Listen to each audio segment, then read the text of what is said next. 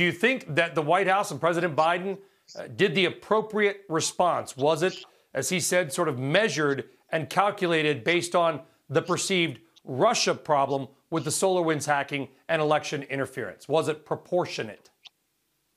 I think, Brian, it was. One of the questions, however, is whether a purely proportionate policy is going to win the day here.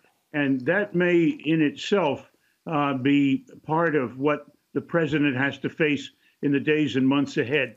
It's the opening of a policy that one could call iron fist and velvet glove. And some of it applies to China, as you just said.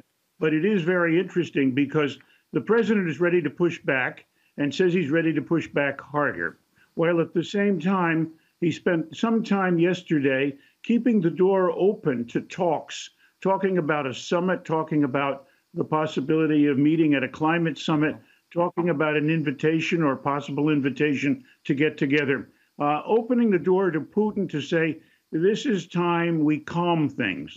This is time we look for common interest. This is a time when we can work together. Whether that will work or not, most of us have our doubts, certainly right away. Putin is not responsive generally to that kind of an approach, although the president may have some indication from his talk on Tuesday that that could be the case, and we'll have to wait and see how that develops. In the meantime, this policy, if not very carefully handled, could end up in a situation where the president has taken steps and then Putin has taken steps and nobody has backed down.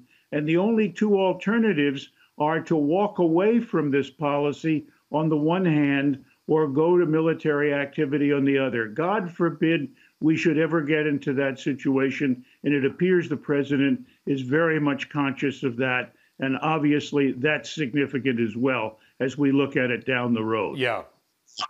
Well, well said, Ambassador. And I think that, a lot of this, and one of the reasons that I like to talk about the oil and energy markets is it's geopolitical. The Nord Stream 2 pipeline, Russia building a new pipeline that basically is going to give Europe 30 to 40% of their natural gas, particularly Germany. The Trump administration hated it, largely opposed it as well. Is that Vladimir Putin's ultimate goal? What does he want other than us to lay off trying to sell natural gas into China and to Europe? In simplest terms, Brian, Putin wants to stay in power. Whatever keeps him in power will, in one way or another, be important to him. Staying in power relies pretty heavily on his being a big international player. Russia back, Russia a major power, Russia controlling things or at least influencing things in their part of the world in a way that benefits Russia. And the president will have to contend with this. Whether we can find a common interest in this, I do not know, but there are some that are out there. We still cooperate on space. We still cooperate to some extent on Afghanistan, as at the moment, dwindling as that now seems. So let's look at that.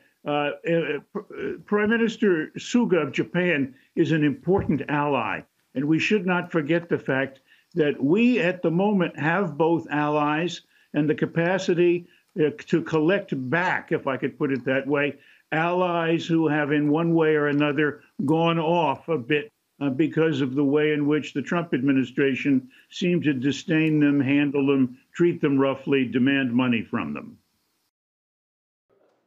Shepard Smith here. Thanks for watching CNBC on YouTube.